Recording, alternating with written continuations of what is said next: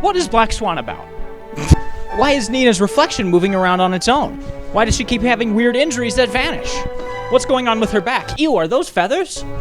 What is even real? All this and more today on Which Wolf Are You Feeding? But first, what is Black Swan? And not the song or the animal, the movie. Inside us, there are two swans. One black, a symbol of angst, and one white, a symbol of purity. Black Swan, the movie, centers on a perfect representation of a white swan, Natalie Portman's Nina, a ballerina who is treated like a 12-year-old because she acts like one. Her mom controls every aspect of her life, she seems scared of people, and is taken advantage of because of it. Also about letting go. Surprise yourself so you can surprise the audience. Transcendence.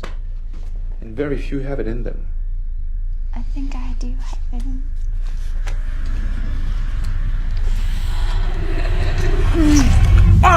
Man, this shit is easy. I can do this all day. But after the forced retirement of a past her prime Winona Ryder, Nina is asked to become the Swan Queen, literally and figuratively. It's basically Spider-Man 3. Find us some shade.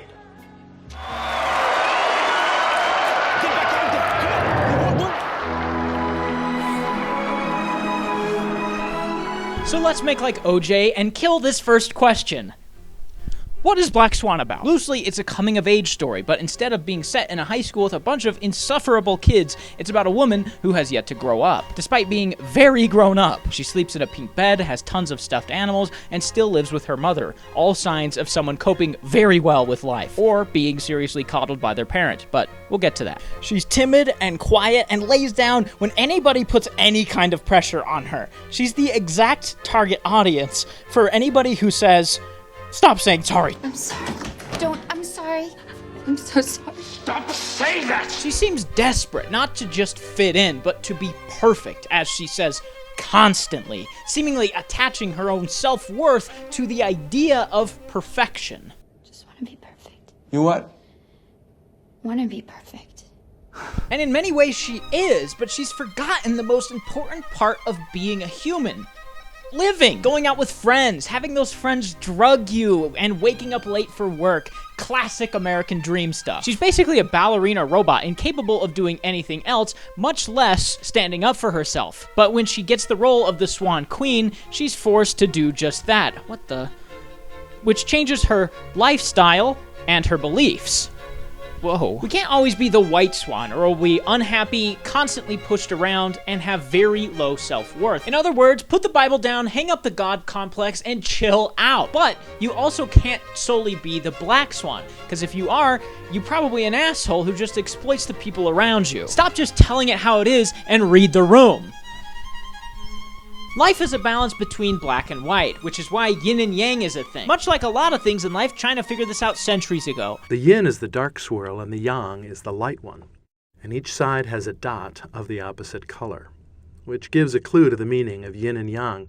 Everything contains the seed of its opposite. This is a story all about what life looks like for this ballerina who can't figure that out. Unlike a classic coming-of-age story, we don't get that moment where they are forced to realize that being an asshole is bad, helping them understand that life isn't so black and white. Instead, we get a climactic ballet where we see her as the white swan, fully embracing the black swan and realizing in the end, as she literally lays dying, that perfection isn't one or the other. It's both. Too bad she didn't live to see it. Pretty good metaphor for life itself, if you ask me.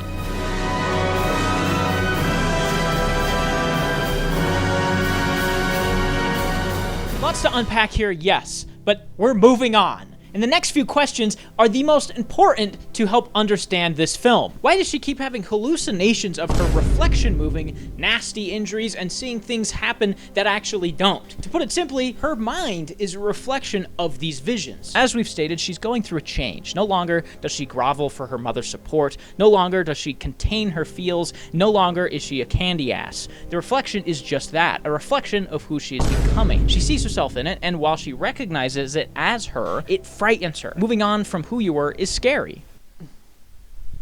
No. I know it's been a struggle. But you just had a breakthrough this morning.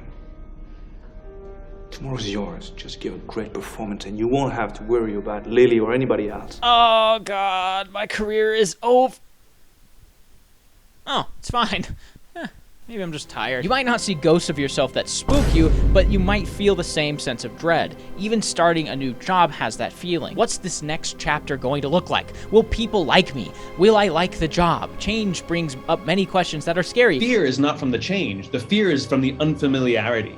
The fear is that I know how to do that really, really well, and I fear that I don't know how to do that, and I will feel insecure, I'll be off my game, I'll lose my credibility, and you just have to put yourself in their shoes. Oh, so what about her other fantasies, like her sleeping with Mila Kunis or killing her? Surely those are different. Yes and no. Much like the injuries she thinks she has, these are just a representation of where her mind is at. She fantasizes about Kunis because she sees her as someone to become, carefree, seductive, and set on who she is. She's seduced by that, hence the sexy lesbian scene I've definitely not seen before, but she also fears this feeling. It's new, so there must be a problem with Mila, so she kills her. The injuries are an extension of this. As she slowly changes, pieces of her fall away. This leaves me with my last, bestest, and most epic point, where it ends up, and the feeling that it gives you.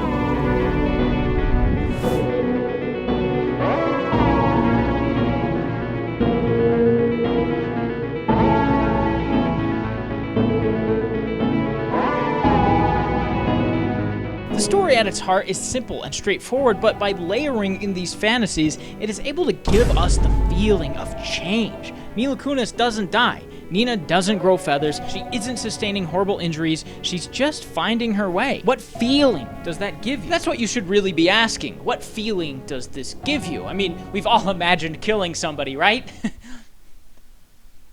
Just me? Okay, forget I said anything. Even if you haven't done that, I know that everybody has imagined being with somebody, whether it's a peer or a teacher or somebody in their life. But time slowly decays this fantasy into other fantasies. In real life, change is slow and often difficult to pinpoint. It's very gradual. I would challenge you to look back at a point in your life where you fantasized about somebody and try to remember it. Now, looking back at this memory or fantasy, I know you have. Try to imagine the feeling it gives you back then and the feeling it gives you now. I would bet money that the feeling it gives you now is absolutely nothing like what it gave you back then. In fact, anytime I look back on some of my past fantasies, I nearly throw up. Nah, I'm fine. Ugh. I'm not good. But when you condense this slow and gradual change into a 2-hour movie, the result is shocking, horrifying, and filled with prevailing dread. Her fantasies may not be strictly real, but they're real to her because that's who she's becoming. As to what the film is actually about, it's pretty easy to point out. It's a movie about a woman who was a ballerina, who had a horrible mother, who had a creepy instructor, and pushed herself so hard she ended up killing herself. The end.